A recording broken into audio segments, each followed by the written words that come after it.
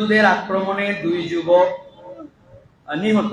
হিন্দুদের সাথে আমাদের কি করা উচিত বা এ বিষয়ে আমাদের কি পদক্ষেপ নেওয়া উচিত?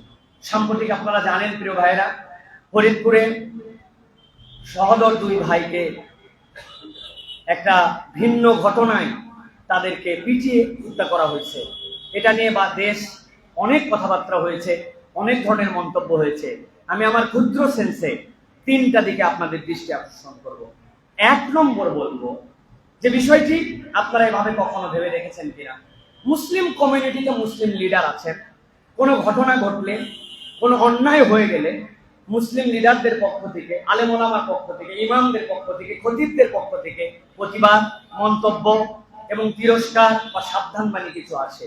কিন্তু এরকম একটা জায়গায় আইন নিজের হাতে তুলে নিয়ে দুইটা ছেলেকে কেন মারা হলো পরে বলতেছি, মেরে ফেলা হলো, কোন হিন্দু, কোন সনাতন ধর্মাবলম্বী, কোন একজন দায়িত্বশীল পর্যায় থেকে এটার নিন্দা জ্ঞাপন, এটার জন্য মতামত দেওয়া অথবা এই কাজটা করা ঠিক হয় নাই, এটা কেন করলে, এরকম কোন মন্তব্য আমরা দেখতে পাই নাই। বরং তাদের এই নীরবতা এবং কিছু কিছু ফেসবুক বিভিন্ন কিছু স্ট্যাটাস দেখে মনে হয় তারা মুসলমানদের এই যুবককে মেরে মনে হয় ভিতরে ভিতরে একটু আনন্দিত হয়েছে, ঠিক কিনা? আমরা স্পষ্ট করে বলতে চাই, পৃথিবীতে অনেক দেশে আল্লাহ আমাকে নিয়ে গেছেন, ভারতের এ মাথা থেকে ও মাথা পুরা দেশ ঘুরে বেড়াইছি, মুসলমানদের সাথে কথা বলেছি, হিন্দুদের সাথে মিশেছি। আমি সুদৃঢ়ভাবে বলতে চাই, বাংলাদেশে মুসলমানদের সাথে হিন্দুরা যে আরামে আছে, যে ভালো পরিবেশে আছে, যে সৌহার্দ্যপূর্ণ অবস্থানে আছে, পৃথিবীর কোথাও এর থেকে বেশি আরামে কোন হিন্দু মানুষ নাই, ঠিক কিনা? আপনি হিসাব মিজাই দেখেন, আমাদের প্রশাসনের দায়িত্বশীল থেকে শুরু করে, পদ পদবি থেকে শুরু করতে, সরকারি কর্মকর্তা থেকে শুরু করে, আমাদের টাওয়ারের দোকানদার থেকে শুরু করে, আমাদের আশপাশের যারা বসবাস করি আমরা, আমাদের মতো সৌহার্দ্য নিয়ে পৃথিবীর কেউ নাই, ঠিক কিনা? সেখানে এরকম একটা ল্যামছাম বিষয়কে সামনে টার্গেট বানায়া আমরা তো এখন বিভিন্ন কিছু সেখান থেকে খুঁজে পাচ্ছি। কেউ খাজনা দেওয়ার ট্যাক্স দেয়নি, তাদেরকে চান্দা দেয় নাই, এটার ঘটনা, ঘরের মধ্যে আটকায় তাদেরকে হত্যা করা, এরপরে সেইটার দ্বারা প্রতিমাকে আগুন জ্বালানো, এগুলা নানান কিছু কথাবার্তা বলা হচ্ছে। হিন্দুদের যদি কোনো প্রতিমায় আগুন লাগে, আমার দৃষ্টিতে সবার আগে ফায়ার ব্রিগেডের তদন্ত হওয়া দরকার। প্রত্যেকটা মন্দিরকে ফায়ার ব্রিগেড থেকে অনুমতি নিতে হবে, মসজিদের দরকার নাই। ওইভাবে বলবেন কেন হুজুর?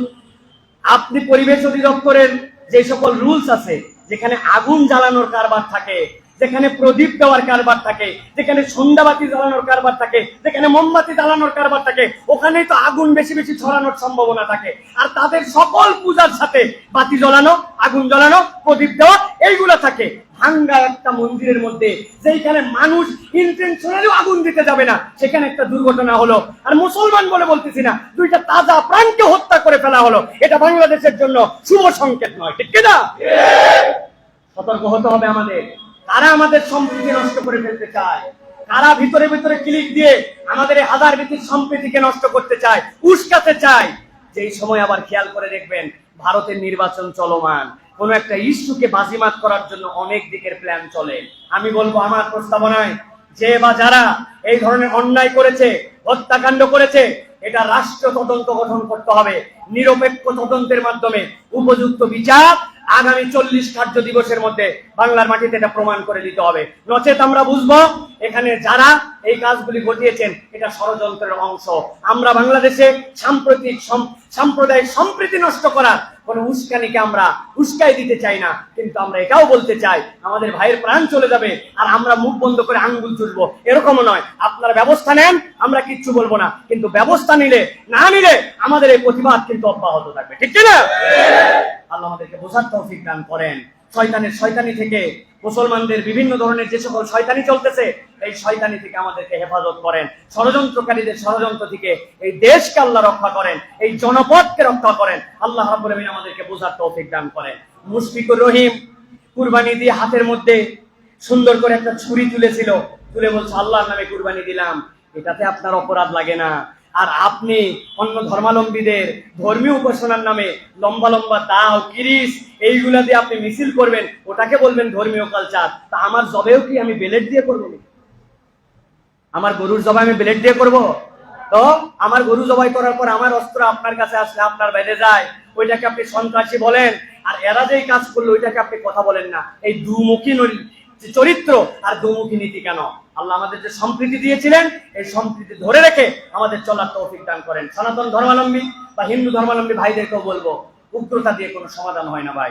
পাশের দেশের উগ্রতায় আপনারা গা ভাসায়েন না। ওরা উগ্রতা দিয়ে শুধু ফাসাদ আর বিভক্তি তৈরি করেছে। আর এখানে 90% উপরে মুসলমান থাকার পরে আপনারা কখনো আক্রান্ত হন নাই। আপনাদেরকে ভালোবাসা দিয়ে আমরা বুকে আগলায় রাখছি। এই ভালোবাসার মূল্যায়ন করেন, আগামী 1000 বছর ভালোবাসায় চলবে। আর মূল্যায়ন না করলে আপনাদের জন্য বিপদ হবে, ঠিক কিনা? আল্লাহ বুঝার তৌফিক দান করেন। বলেন আল্লাহুম্মা আমিন।